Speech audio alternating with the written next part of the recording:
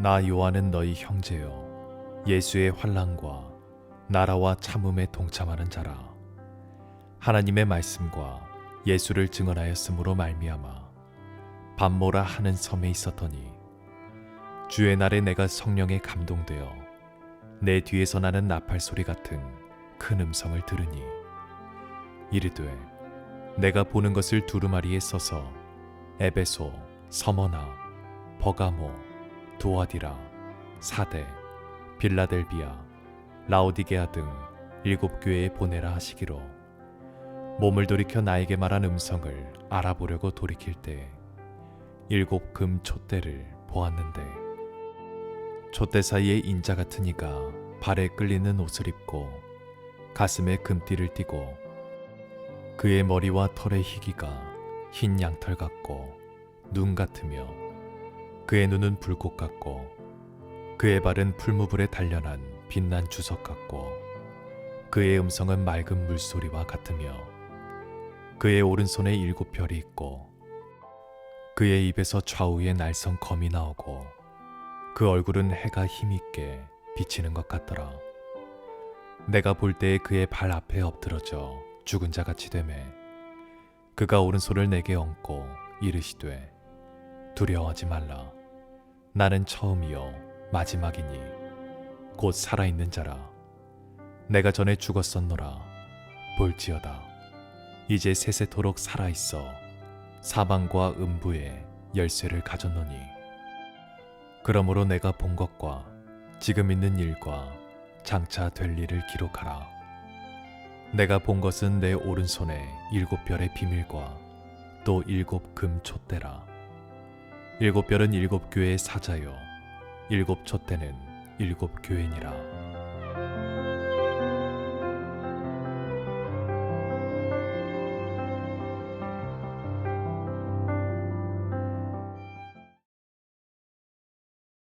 가리키는 바가 예수 그리스도셨다는 말씀을 함께 나눴습니다. 그렇게 오신 예수님을 제자들은 만났고 또 나를 따라오라는 부름에 순종해서 3년 반 동안 주님을 따르다가 십자가를 지시고 죽으신 주님께서 부활하신 지 40일 만에 승천하심으로 그들은 더 이상 예수 그리스도를 만나지 못했습니다. 그런 후에 한 분 한 분 사도들이 순교를 당하고 이제 사도 요한만 남았을 때에 마지막 불꽃을 자신의 모든 에너지를 들여서 소아시아의 7교회, 특별히 에베소 교회를 중심으로 사역을 하던 사도 요한에게 이제 로마 제8대 황제 도미티아누스 황제 때 정치범들을 수용하던 밤모섬에 그를 유배시킴으로써 거기서 이제 죽음을 맞이하도록 그러는 가운데 채석장에서 강제 노동을 하면서 18개월간을 거기 섬에서 보내는 중에 주님께서 마지막 오늘 읽었던 이 본문 요한계시록의 말씀을 듣게 하심으로 그것을 기록하여 7교회에 보내게 됩니다. 오늘 찬양 예배 가운데 특별히 이 말씀을 묵상하기를 원하는 것은 오늘 우리들의 예배가 어떤 것이냐 하는 것을 1장에서부터 5장에 걸쳐서 3번에 걸친 예배를 경험시켜 주시는 장면을 통해서 우리에게 주시는 말씀이 있다고 생각이 됩니다. 그래서 오늘 저는 1장에서 5장부터 3번의 예배들이 나오는데 첫 번째가 그 밤모섬에서 기도처로 삼고 있던 동굴 가운데 펼쳐지고 그 다음 천상으로 올라가서 환상 중에 벌어지는 예배의 모습을 보게 되고 그리고 그 천상에서 예수 그리스도께서 어떻게 예배를 받고 계시는지 이런 모습을 보게 됩니다. 오늘 저는 첫 번째 동굴 속에서 펼쳐졌던 그 예배의 모습, 사도 요한이 어떤 예배의 장면들을 경험을 했는가 그것을 보면서 오늘 우리의 예배는 어떻게 드려지고 있는가 이런 것을 좀 살펴보면서 우리의 예배의 모습들을 좀 점검하기를 원합니다. 첫째로 성령의 감동됨으로 예배는 시작되었다 이렇게 소개를 합니다. 10절에 보면은 주의 날에 내가 성령에 감동되어 내 뒤에서 나는 나팔 소리 같은 큰 음성을 들으니 그럽니다. 주의 날, 오늘 우리가 예배를 드리는 이날, 안식 후 첫날, 예수님이 부활하신 그 주님의 날이라고 초대교회가 명명하고, 그 부활하심을 기념하여 드렸던 그날에 사도 요한도 이제 예배 액션, 기도의 자리를 갖고 있는 그때에 그가 있던 그 동굴 속에 예배가 시작이 되는데, 그 예배 시작이 성령의 감동됨으로 그것이 시작이 되었다, 이렇게 소개를 합니다. 여러분, 예배는 성령의 감동하심으로 시작이 되는 것입니다. 요한은 어떤 화려한 장소와 또 성전, 또 그곳에서 섬기는 이들, 이러한 시설과 사람들이 있는 그곳에서 예배를 드린 것이 아니고 성령님이 그가 있는 곳에 찾아오셔서 그의 마음에 감동하심으로 예배가 시작되도록 하셨다는 것입니다. 우리는 예배가 언제 시작이 되느냐?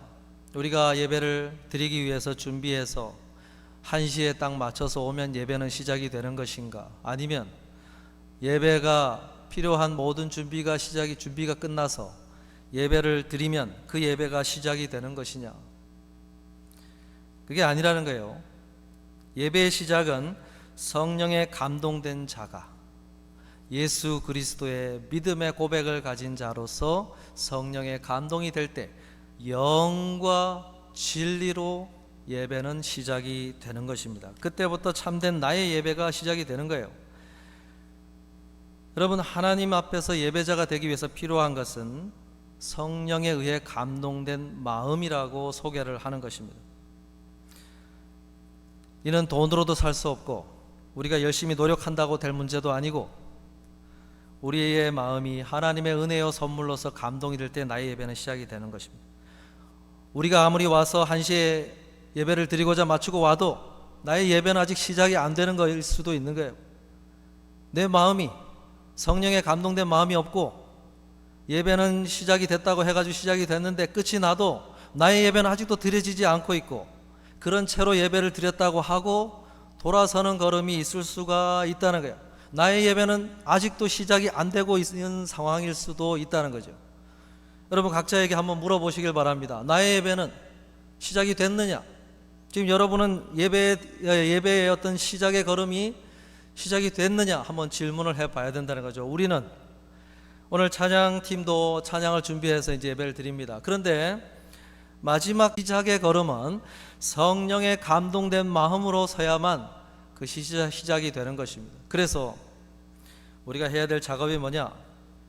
예배를 드리는 날에는 모든 준비를 갖추고 와서 앉아서 그 마음을 달라고 기도해야 되는 거죠. 허겁지겁 와서 앉는다고 시작이 되는 게 아니라는 것입니다. 오면서도 하나님 앞에 기도함으로, 주님, 제가 모든 준비는 해서 예배를 드리려고 하는데 이 마음이 없는 것 같습니다. 주님, 저에게 성령의 감동함으로 예배가 드려질 수 있도록 해달라고 기도하는 자리를 통해서 주님 앞에 예배 드릴 때 이런 성령의 감동하심으로 드리는 나의 예배가 시작이 되도록, 주님 앞에 드릴 수 있도록 하고 앉아야, 그 예배에 참여해야 진정한 예배가 드려진다는 것입니다. 오늘 여러분, 나의 예배를 시작하실 수 있기를 바랍니다. 주님이 받으시는 그러한 예배가 드려질 수 있는 우리 모두가 되실 수 있도록 날마다 그 주님의 마음에 감동된 그런 마음을 두고 기도함으로 예배 자리에 서시는 우리 모두가 되실 수 있기를 주님의 이름으로 축복합니다. 둘째로, 예수 그리스도로부터 음성을 들었다고 소개를 합니다. 10절에서 12절에 보면은, 내 뒤에서 나는 나팔 소리 같은 큰 음성을 들으니 이르되, 내가 보는 것을 두루마리에 써서 에베소, 서머나, 버가모, 두아디라, 사데, 빌라델비아, 라오디게아 등 7교회에 보내라 하시기로 몸을 돌이켜 나에게 말한 음성을 알아보려고 돌이킬 때에 이야기합니다. 뒤에서 나는 큰 나팔 소리 같은 음성, 처음 듣는 그런 음성이 들렸다고 이제 소개를 합니다. 여러분, 예배의 핵심이 뭐냐? 이 음성을 듣는 것이라는 것입니다. 이 음성을 따라 그는 많은 것을 보게 되지요. 천상의 예배도 보게 되고, 그리고 그 속에서 벌어지는 일들을 보게 됩니다. 그 작업의 시작 단계에서 음성을 듣는 것으로부터 그 예배가 펼쳐지고 진행이 됐다는 것을 이야기합니다. 여러분, 이 음성은 예수님의 음성이지요. 나중에 그가 깨닫게 되지 않습니까? 그리고 이 음성을 듣고 이제 나중에 깨닫고 주 예수여 어서 오시옵소서 하는 그런 고백을 하는 장면이 있습니다. 여러분, 사도 요한이 경험한 이 예배는 설교자가 누구였느냐? 예수 그리스도, 그분이셨다는 것입니다. 여러분, 우리는 지금은 아니지만 마지막 날 이런 예배를 드리면서 예수 그리스도께서 직접 나에게 하시는 그 음성을 듣게 될 것입니다. 요한복음 5장 25절에 보면 진실로 진실로 너에게 이르노니 죽은 자들이 하나님의 아들의 음성을 들을 때가 오나니, 그래. 주님 오시기 전에 돌아간 이들이 하나님의 아들의 음성을 들을 때가 올 것이다, 이렇게 이야기를 합니다. 여러분, 그런데 사도 요한에게는 직접 음성을 들려주셨으나 나머지 모든 소아시아에 있는 7교회 교인들은 이 음성을 듣지 못했어요. 예수님으로부터 직접 듣지 못하고 사도 요한이 편지로 기록하여 그것을 보냄으로 모여라 해서 그들이 모인 가운데 한 사람이, 낭독자가 이 편지를 읽어감으로 그 음성을 듣게 해 주셨습니다. 그런데 예수님께서 그렇게 낭독되어 들려진 것을 내 음성이라고 이야기를 하세요. 요한계시록 3장 20절에 보면 볼지어다 내가 문 밖에 서서 두드리노니 누구든지 내 음성을 듣고 문을 열면 내가 그에게로 들어가 그와 더불어 먹고 그는 나와 더불어 먹으리라 그랬어요. 라오디게아를 향한 말씀을 하시는 가운데 이 말씀을 하시면서 누구든지 내 음성을 듣고 그랬어요.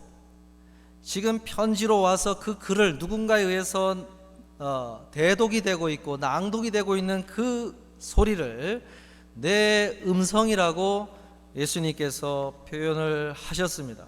사도 요한이 들었던 것도 예수님의 음성이고 그렇게 전달이 되어 낭독이 된 것도 내 음성이라고 예수님께서 표현을 하신 거예요. 여러분, 오늘 우리는 마지막 날 예수님으로부터 친히 그 음성을 생생하게 듣게 될 터인데, 그러지 않고 이 땅을 살아가는 동안에 주님께서 그러한 방식이 아니더라도 기록된 말씀을 오늘 설교자를 통해서 또는 개인적으로 말씀을 접하며 읽어가고 묵상하고 하는 모든 작업 속에서 주님은 그 말씀을 통해서 내 음성이라고 표현하시면서 그 음성을 들려주길 원하시고 그 음성을 주님의 음성으로 받는 자들에게 마음속에 들어가 그와 함께 이러한 더불어 먹고 친밀한 교제의 은혜, 주님이 주실 은혜를 주실 것이라고 말씀을 하셨습니다. 오늘 예배 가운데 저는 오늘 저를 통해서 말씀을 읽고 그리고 거기에 대한 말씀을 하십니다. 여러분, 제한적이고 불완전하나 주님이 뭐라고요? 내 음성이라고 말씀하시고 그리고 내 양은 내 음성을 듣는다고 하신 것처럼 주님의 말씀 앞에 음성을 들을 준비가 되어 있는 자들에게 주님은 그런 방식 속에서도 음성을 여전히 들려주시고 우리에게 은혜를 주신다는 것입니다. 여러분, 한국에 최초의 개신교 선교사로 왔던 스코틀랜드 출신의 그 로버트 토마스 선교사님이 있습니다. 그분이 먼저 중국에 왔다가 중국에서 아내와 자녀들을 잃고 이제 조선으로 선교를 하러 오게 됩니다. 1866년도 20대 초반의 나이에 이 대동강을 타고 평양에 제너럴 셔먼호라고 하는 상선을 타고 통역관 신분으로 성경책을 가지고 세 권의 성경책을 가지고 조선 땅에 오게 됩니다. 이때 흥선대원국의 그 세국 정책으로 인해서 그런 선교사들의 입국을 거절하고 또 외국의 상선의 입국을 거절하는 그러한 정책을 펴는 가운데 그 제너럴 셔먼호가 입국이 금지가 당하게 되고 그런 가운데 전투가 벌어져서 배가 화염에 입사해서 침몰하게 되었을 때 이 토마스 선교사가 구출이 됩니다. 그럴 때 평양 주민들에 의해서 광장에서 처형이 됩니다. 그럴 때 이 그 광경을 목격하던 12살 소년 최치량이라고 하는 그 사람에게 이 토마스 선교사가 가져왔던 3권의 성경책이 전달이 되고, 그 아이가 그것을 이제 무서워서 그것을 영문 주사였던 박영식에게 전달을 합니다.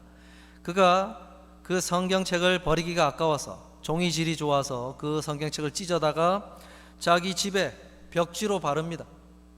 그 벽지로 발라놓은 그 집에서 그 최치량이라고 하는 소년이 성경책을 읽게 되고, 그렇게 해서 변화를 받아 기독교인이 되며, 그리고 그 박영식의 집은 훗날 평양 최초의 교회인 널다리골 교회 예배당이 되는 그런 역사가 벌어집니다.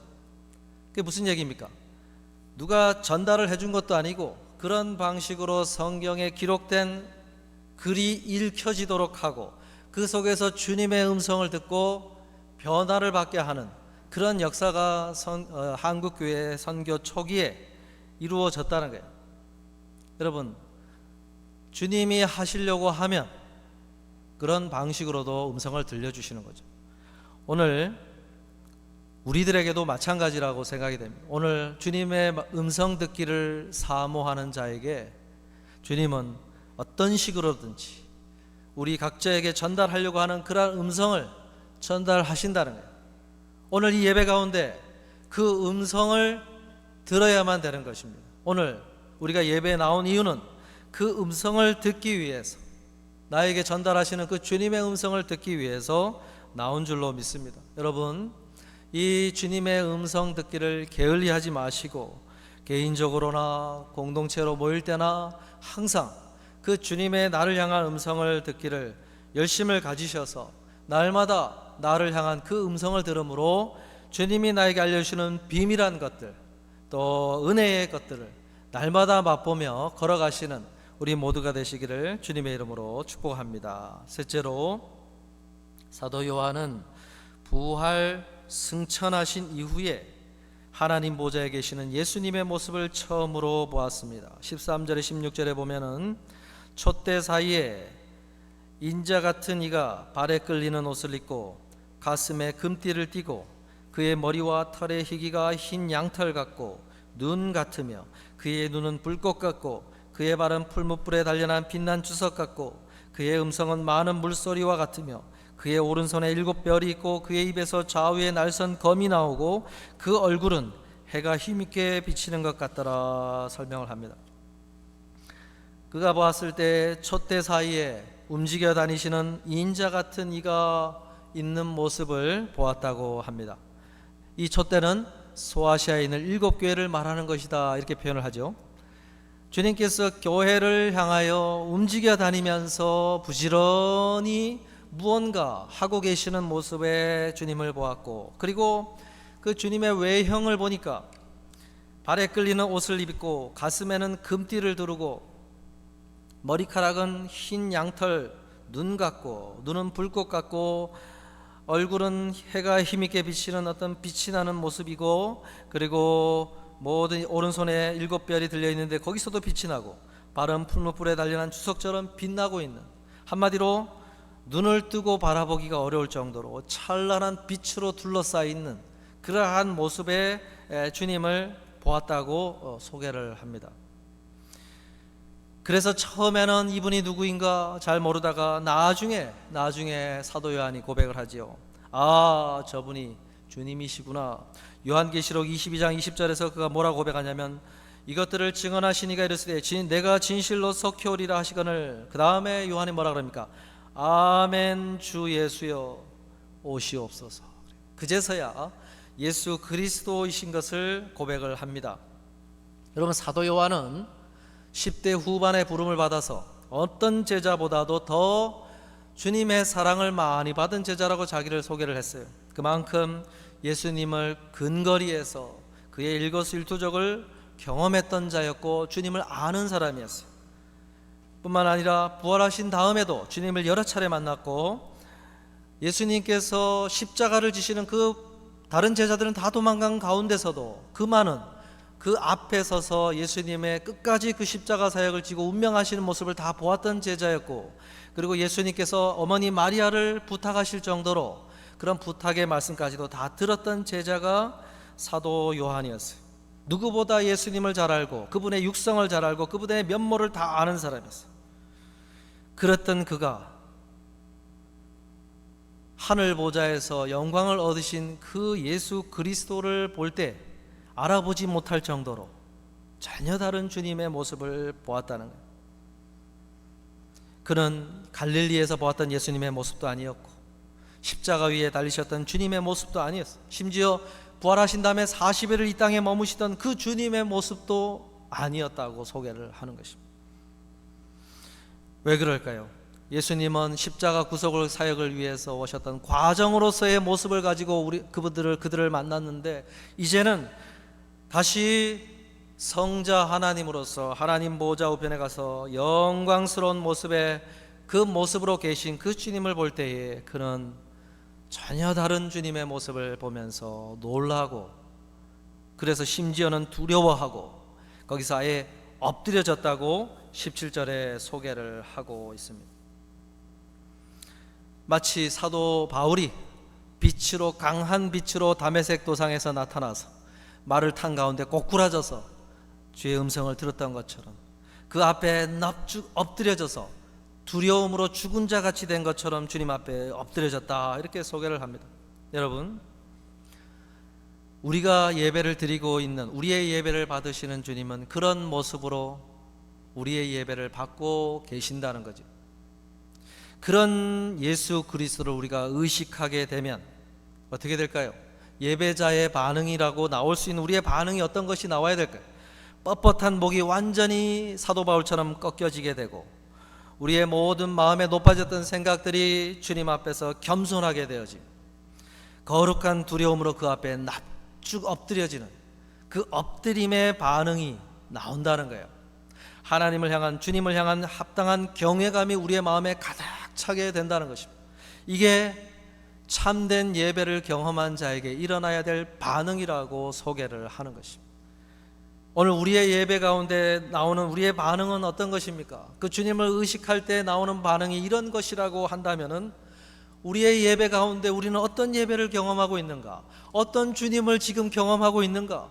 뻣뻣해진 목이, 고다지던 목이 주님 안에서 숙여지게 되고, 마음에 높여진 생각들이 다 내려놓게 되고, 그분 앞에 합당한 자세의 모습을 갖게 되는 그런 경험을 하고 있는가? 우리로 하여금 이 말씀 앞에 설 때에 그것을 질문하고 있는 말씀이라고 할 수 있습니다. 여러분, 17세기에 영국에서 웨스트민스터 신앙 고백서를 작성에 참여를 했던 경건한 목회자이자 청교도였던 토마스 왓슨 목사님이 그의 책 The Godly Man's Picture라고 한 책에서 하나님의 사람들에게 있어야 될 그 경외감, 겸손한 자세에 대해서 이렇게 설명을 한 게 있습니다. 그냥 낮아지는 것하고 겸손한 것은 구별되어야 한다, 다르다 그랬어요. 우리는 형편이 어렵고 처해 있는 어떤 상황이 어려워지면 낮아지게 돼요. 마음이 많이 낮아지게 되고 그렇게 될 수 있어요. 그런데 그것은 성경이 말하는 이렇게 주님을 만난 자가 예배에 대한 반응으로서 내놓는 겸손과는 다르다, 이렇게 설명을 했습니다. 우리는 하나님 앞에 머리를 조아리고 있는 것처럼 보이지만 진정으로는 하나님 앞에 머리를 조아리고 있지 않을 수가 있다, 그렇게 설명을 해요. 참 예배자로 우리가 서 있는 것이 아니라 그분 앞에 그저 마음이 좀 낮아져 있는 그런 상태로 예배를 드리고 있을 수가 있다 그래. 그런데요, 이 사도 요한이 경험한 것처럼 정말로 거룩하신 하나님 앞에 나의 죄를 깨닫게 되는 그런 죄인으로서, 예배자로서 주님 앞에 서게 되면, 이렇게 사도 요한이 한 번도 경험해 보지 못했던 두려움으로 납죽 엎드리게 되는 그러한 모습의 겸손함이 나오게 된다는 거예요. 다윗이 하나님이 기뻐하시는 중심을 가졌다고 한 것은, 그가 법궤를 예루살렘으로 모시고 올 때 그가 그 법궤 앞에서 보인 반응을 소개할 때 어떻게 소개를 했습니까? 왕으로서 지금 서 있던 그가 아내 미갈이 볼 때도 아주 천박하게 보고 아주 경망하게 행동하는 것처럼 볼 정도로 막 춤을 추고 덩실덩실 그 하나님 앞에서 옷이 벗겨질 정도로 어린아이같이 뛰면서 그렇게 그 법궤 하나님의 임재의 장소로 속죄소가 있는 그 하나님 앞에서 뛰어노는 모습으로 이렇게 보인 그 중심, 이게 다윗이 가진 중심이었고 하나님이 내 마음에 합한 자라고 기뻐하시는 모습으로 소개했던 그 중심이었어요. 다윗은 그러한 예배의 진심인 사람이었습니다. 여러분, 오늘 우리가 하나님 앞에서 예배를 드리면서 그분을 의식하게 되면은 우리에게 있어야 될 것은 무엇이냐? 이런 쭉 엎드리고 정말로 어디 죽은 사람과 같이 되어서 하나님 앞에 그런 거룩한 경외감을 가지고 하나님 앞에 엎드리는 그 엎드림의 예배의 자세가 하나님 앞에 나와야 된다는 거죠. 오늘 우리는 어떻습니까? 그저 어느 정도 좀 낮아짐 정도로 자세를 취하고 있는가? 아니면 성경이 말하는 이런 사도 요한이 얘기하는 그런 엎드림의 모습 속에서 주님 앞에 나와 있는가? 이것을 우리가 돌아봐야 될 줄로 믿습니다. 만약에 이런 예배를 경험을 하게 되면 어떻게 될까요? 정말로 주님의 말씀 한 구절도 순종하기가 어려웠던 우리가 주님이 하신 말씀 그것을 순종하기 위해서 높아져 있던 많은 자존심과 어떤 생각들을 내려놓게 되고 주님의 말씀 앞에서 한 걸음 두 걸음 순종의 액션이 우리의 삶의 현장으로 나아가서 나오게 되지 않을까. 그런 것 속에서 모든 그런 주님 앞에 합당한 그런 삶의 예배를 드릴 수 있는 그러한 걸음이 펼쳐질 줄로 믿습니다. 여러분, 이런 예배의 경험 속에서 우리는 주님이 원하시는 사람으로 빚어져 가는 것입니다. 그 말인즉슨 우리가 참 하나님 앞에서 서지 못하고 하나님 앞에 그러한 예배자로 서지 못하기 때문에 우리의 모습 속에 그런 변화가 더디고 변화가 일어나지 않고 우리의 삶의 현장으로 가면 다시 예전으로 돌아가는 그러한 모습의 반복된 패턴이 우리 가운데 이어지고 있는 그런 모습이 있을 수 있다는 거예요. 여러분, 내 인생에 수많은 예배의 자리 속에서 사도 요한처럼 이런 진정한 예배를 경험해야 될 줄로 믿습니다. 성령의 감동된 마음을 가지고 나의 예배가 시작이 되고 주의 음성이 나팔 소리가 되어서 그 아무도 듣지 못하는데 사도 바울이 자신을 향한 그 주님의 음성으로 들었던 것처럼 다른 사람들에게는 아무런 감흥도 없는데 나에게 주시는 음성이 어느 날 예배를 드리는 가운데 큰 나팔 음성처럼 내 마음의 깊은 곳까지 울리는 그 울림이 되어서 들려지는 주님의 음성 때문에 주님 앞에 납죽 엎드리게 되고 많은 교만한 생각들이 내려놓게 되고 그래서 나의 안에 변화가 일어나는 그런 예배 때문에 나의 삶이, 나의 모습이, 나의 심령이 변화되어져 가고 그리스도의 향기를 나타낼 수 있는 그런 진정한 주님의 원하시는 예배자, 주님이 원하시는 주님의 자녀들로 우리가 서게 될 줄로 믿습니다. 오늘 찬양 예배를 마쳐서요, 우리가 사도 요한이 드리는 예배 가운데 그러한 천상의 배후의 주님의 예배가 이렇게 받고 계시고 펼치고 계시고 하는 사실을 알게 된 것처럼 어쩌면은 오늘 우리가 드리는 이 예배 너머에 주님이 그 예배를 받으시기 위해서 그 예배 속에 움직여 다니고 계시고 천상의 예배가 그렇게 펼쳐지고 있다는 사실을 우리가 여러분 기억하실 필요가 있어요.